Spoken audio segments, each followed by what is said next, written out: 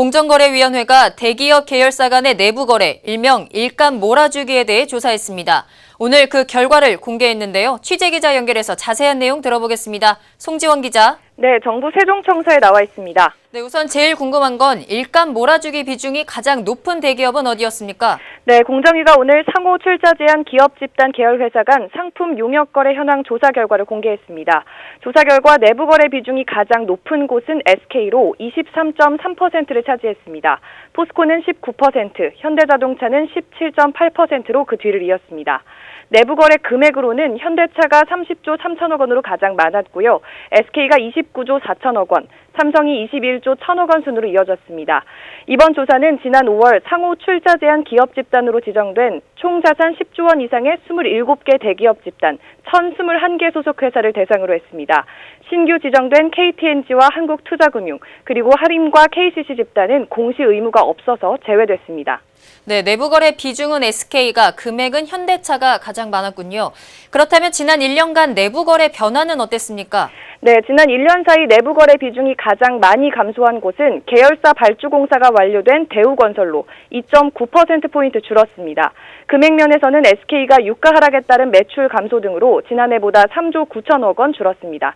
반면 내부 거래 비중이 가장 많이 증가한 기업은 한진으로 2.4%포인트 증가했고요. 두산과 신세계가 그 뒤를 이었습니다. 금액면에서는 롯데가 1조 7천억 원으로 증가폭이 가장 많았고 삼성과 농협 순으로 이어졌습니다. 다만 총수 있는 상위 10대 집단의 경우 지난해보다 내부 거래 비중과 금액 모두 증가한 것으로 나타났습니다. 계열사 신규 시설 투자와 사업 구조 변경 등이 원인이라는 분석인데요. 여기에 지난해 내부 거래 비중이 낮았던 한진이 10대 집단에서 제외되고 상대적으로 비중이 높은 신세계가 신규 포함된 점도 영향을 미쳤을 것으로 보입니다. 네, 전체적으로 내부 거래 금액은 줄었는데 비중은 높아진 것 같습니다. 네, 맞습니다. 올해 내부 거래 금액은 총 152조 5천억 원으로 지난해보다 7조 1천억 원 줄었습니다. 반면 비중은 평균 12.2%로 0.5%포인트 늘었습니다. 가장 비중이 높은 SK를 보면 1년 사이 내부 거래 금액이 3조 9천억 원으로 가장 많이 감소했지만 비중은 0.9% 감소하는 데 그쳤습니다. 포스코는 1조 1천억 원이 줄었는데 비중은 0.2%포인트 오히려 늘었습니다.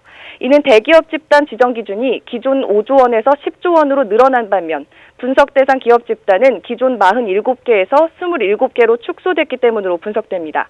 즉 금액은 줄어든 반면 비중이 낮은 5에서 10조 원 규모의 기업들이 분석 대상에서 제외되면서 내부 거래 비중은 상대적으로 증가했다는 겁니다.